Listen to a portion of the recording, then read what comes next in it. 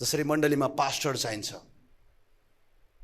गोठालोको रूपमा, अगुवाको रूपमा, आत्मिक बुवाको रूपमा, त्यसरी नै हरेक घरमा यो जिम्मेवारी चाहिँ बुवाको जिम्मेवारी हो। हरेक बुवा एउटा घरको पास्टर हो, खास गोठालो। आमेन। त्यो परिवारलाई स्वस्थ बनाउने जिम्मेवारी पहिला बुवाको।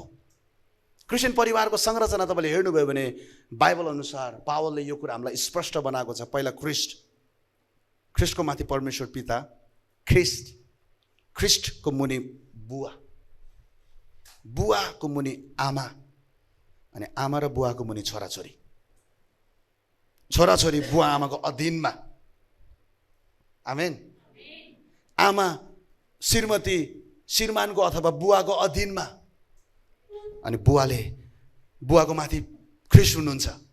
ख्रिस्टको अधीनमा रहेर ख्रिस्टले आफूलाई प्रेम गरेको चाहिँ त्यही प्रेम श्रीमतीलाई दिने। आमेन। हो किन भन्नुहोस् त? परमेश्वरले आफूलाई प्रेम गर्नुभएको चाहिँ त्यही प्रेम छोराछोरीलाई दिने, अनि ख्रिस्टको संस्कारमा, राज्यको संस्कारमा आफ्नो परिवार निर्माण गर्ने, आफ्नो परिवार हुर्काउने। आमेन। सुन्नुहोस्, हामीलाई बुवा चाहिन्छ। We need father. अनि बुवाहरू सुन्नुहोस्, परिवारमा, मण्डलीमा, समाजमा तपाईँको छोराछोरीलाई, तपाईँको श्रीमतीलाई तपाईँ चाहिन्छ। बुवाहरू जहाँ हुनुहुन्छ तपाईँलाई सम्मान छ। बुवाहरू जहाँ हुनुहुन्छ, बिल्ली ग्रामको एउटा भनाइलाई म यहाँ जोड्न चाहन्छु।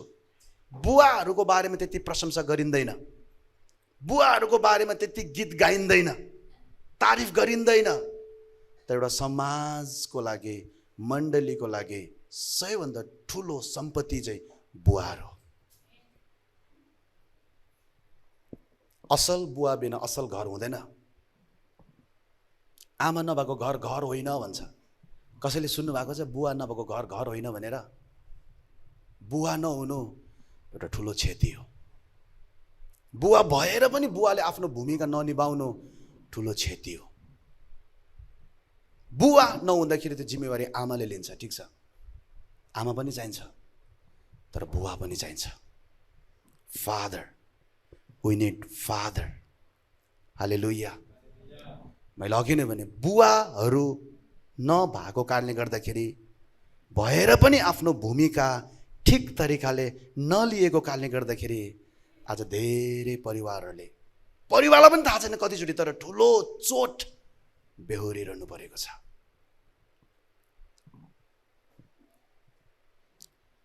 प्रभु असल मण्डली चाहनुहुन्छ। परिवार पनि एउटा सानो मण्डली नै हो, अनि त्यो मण्डलीको पास्टर, त्यो मण्डलीको अगुवा, त्यो मण्डलीको अगमवक्ता, त्यो मण्डलीको पुजारी, त्यो मण्डलीको राजा घरको बुवा हो। हालेलुया। आमेन। तपाईको जिम्मेवारी त्यो घरमा ख्रिस्टको संस्कार खडा गर्ने। तपाईको जिम्मेवारी जुन परिवार परमेश्वरले तपाईलाई दिनुभएको छ, जुन परिवारको चाहिँ अगुवा बनाएर, अभिभावक बनाएर परमेश्वरले तपाईलाई राख्नु भएको छ, त्यो परिवारमा विश्वासको कुरा, राज्यको कुरा, अनुशासनको कुरा खडा गर्ने। हालेलुया। आमीन। धेरैजना बुवाहरू मण्डलीमा भाग पाउन चाहन्छ, मण्डलीमा चाहिँ जिम्मेवारी पाउन चाहन्छ। प्रभुले भन्दै हुनुहुन्छ पहिला घर हेर्न। अगुवाको एउटा के भन्छ गुड, बाइबलमा पावलले त्यही भन्छ, जसले आफ्नो घर राम्रोसँग हेर्न सक्दैन त्यसले मण्डली कसरी हेर्न सक्छ? त्यो भनेको घर पनि एउटा सेवकाई हो, घर पनि एउटा जिम्मेवारी हो।